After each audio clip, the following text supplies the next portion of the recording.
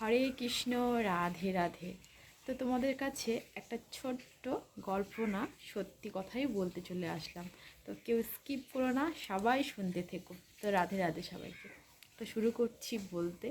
তো যাই হোক, একটি ছিল মেয়ে, ঠিক আছে। সে রোজ মন্দিরে যেত। তো সেখানে একটা সাধু বাবা ছিল।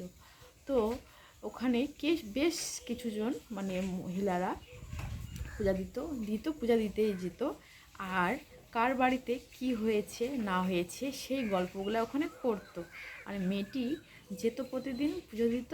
আর গুরুদেবটাকে বলতো যে সাধু বাবা, শোনো না, আমার না ভালো লাগে না, আমি পুজো দিচ্ছি ঠিকই কিন্তু মনটা আমার থাকে না। প্রত্যেক দিন এই যে বদনাম করছে, এর নামে ওর নামে নিন্দা করছে, নিন্দা চর্চা করছে, এটা আমাকে একদম ভালো লাগছে না।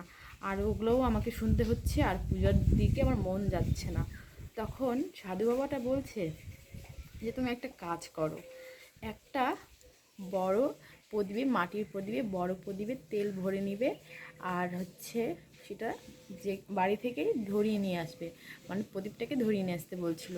তো নিয়ে আসছিল।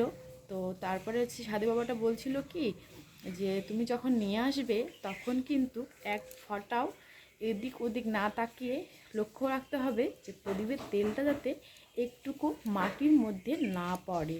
তো সেটাই মেয়েটি ফলো করেছিল। অন্য দিকে কোনো কথা না শুনে সে প্রদীপের তেলটাই ভগবানের কাছে মন্দিরে নিয়ে যেতে গেছিলো, ঠিক আছে। নামার পর তো সাধু বাবা জিজ্ঞাসা করলো, কি মা, তুমি আজকে কোনো নিন্দা চর্চা শুনেছিলা? বললো, না সাধু বাবা, আজকে আমি কারো নিন্দা, আমি না প্রদীপটা যে বলেছিলে না যে প্রদীপটার দিকেই লক্ষ্য করতে হবে, তো তার জন্য আমি সেটাই ওটাই দেখছিলাম। আর কে কি বলছে, ওরা বলছিল ঠিকই, আমি ঠিক শুনতে পারিনি।